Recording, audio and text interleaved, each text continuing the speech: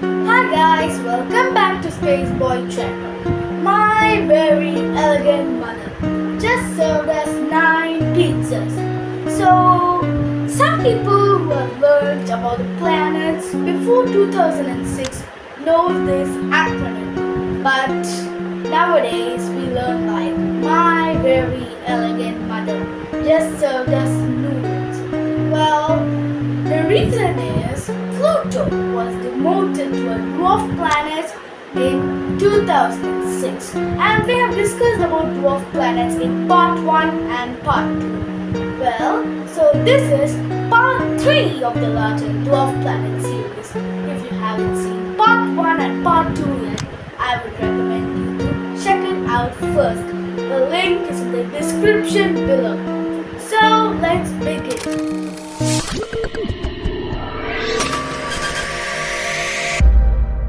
The first dwarf planet, well, more accurately dwarf candidate, we have discussed about it in part 2.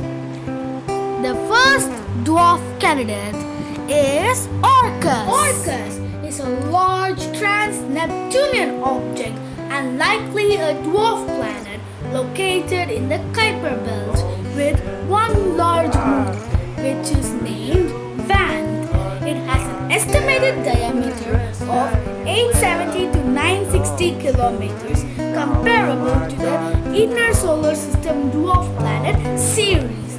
Orcus had been accepted by many astronomers as a dwarf planet, though as 2024, the classification remains somewhat controversial. The surface of Orcus is relatively bright with albedo reaching 23%, neutral in color and rich in water ice. The ice is predominantly in crystalline form, which may be related to past cryovolcanic activity. Other compounds like methane and ammonia may also be present on its surface. Orcus was discovered by American astronomers Michael Brown, Chad Trujillo, and David Rabinowitz on 17 February 2004. Orcus is a Plutino, a trans-Neptunian object that is locked in a 2:3 orbital resonance with the ice giant Neptune, making 2 revolutions around the Sun to every 3 of Neptune's. This is much like Pluto, except that the phase of Orcus's orbit is opposite to Pluto's. Orcus is an aphelion. Most recently in 2019, around when Pluto is at perihelion, most recently in 1989, and vice versa. Orcus is the second largest known Plutino after Pluto itself. The perihelion of Orcus's orbit is around 120 degrees from that of Pluto, while the eccentricities and inclinations are similar. Because of these similarities and contrast, along with its large moon Vanth that recalls Pluto's large moon Charon, Orcus has been dubbed the anti-Pluto. This was a major consideration selecting its name, as the deity Orcus was the Roman or Etruscan equivalent of the Roman or Greek Pluto. Let's talk more about its moon, Vanth. Orcus has one known moon, Vanth, full designation 90482 Orcus 1 Vanth. It was discovered by Michael Brown using discovery images taken by the Hubble Space Telescope on 13 November 2005.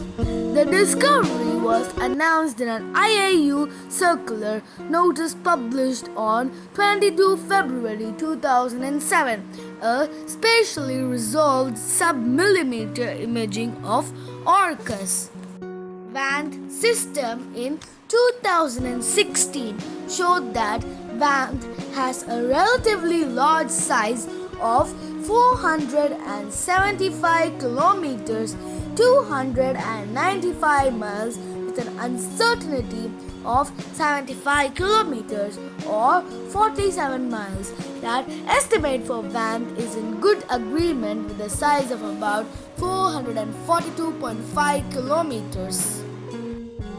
Okay, now let's move on to Gong Gong. Gong Gong is a dwarf planet in the outer solar system named after a Chinese water mythical god.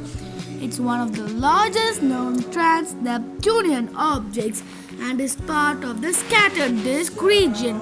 Gong Gong has a highly inclined elliptical orbit and is notable for its reddish color, likely due to the presence of tholins on its surface. I explained about tholins in part 2. It was discovered in 2007 and is currently being studied to learn more about the outer solar system's dynamics and compositions. Okay, now it's time for the intermission.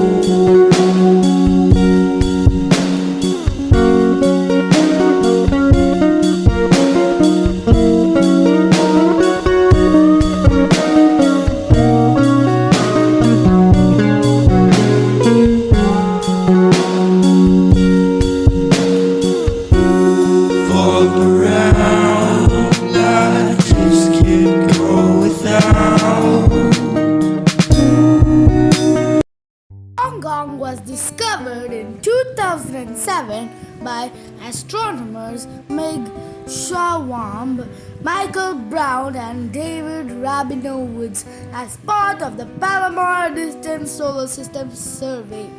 Gong Gong is estimated to have a diameter of 1,535 kilometers or 955 miles, making it one of the largest known objects in the Kuiper Belt.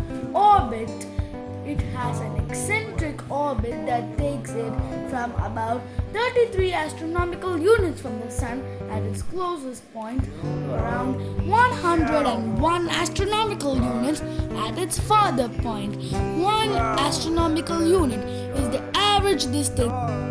Gong Gong has a reddish hue, likely due to the presence of organic compounds on its surface that have been altered by radiation from the Sun over millions of years. It was formerly known as the Snow White before being assigned the provisional designation 2007 OR10. The name Gong Gong was proposed by the discoverers and refers to a Chinese water mythical god associated with chaos and flooding. Fitting for a celestial body on the outskirts of the solar system. While not much is known about its atmosphere, Gong Gong may have a thin atmosphere composed mainly of methane, similar to other dwarf planets in the Kuiper Belt. Gong Gong is classified as a dwarf planet candidate because its shape and size are not yet precisely determined. Further observations and studies are needed to confirm its status as a dwarf planet. Now let's move on to Salacia. Salacia is a large trans-Neptunian object in the Kuiper Belt, approximately 50 kilometers in diameter. It was discovered on September 2000. American astronomers Henry Rowe, Michael Brown, and Christina Barkume at the Palomar Observatory in California, United States. Salacia orbits the Sun at an average distance that is slightly greater than that of Pluto. It was named after the Roman goddess Salacia and has a single known moon, Achaia.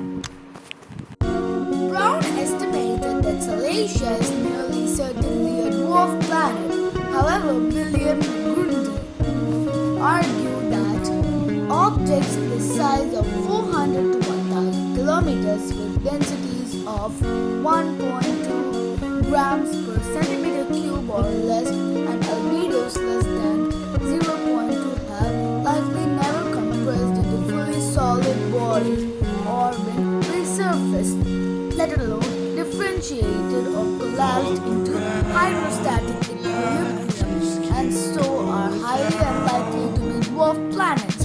Salacia is at the upper end of this size range and has a very low albedo through Grundy. Later found it to have the relatively high density of 1.5 plus or minus 0.1 grams per centimeter cube.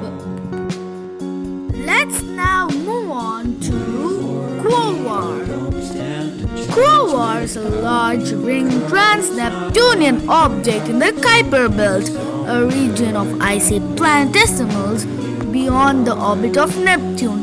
It has an elongated ellipsoid shape with an average diameter of 1090 kilometers or 680 miles, about half the size of the dwarf planet Pluto. The object was discovered by American astronomers Chad Trujillo and Michael Brown at the Palomar Observatory on 4 June 2002. Quasar's surface contains crystalline water ice and ammonia hydrate, which suggests that it might have experienced cryovolcanism. A small amount of methane is present on its surface, which can only be retained by the largest Kuiper Belt objects. Hope you learned something new in today's episode. Thank you and goodbye.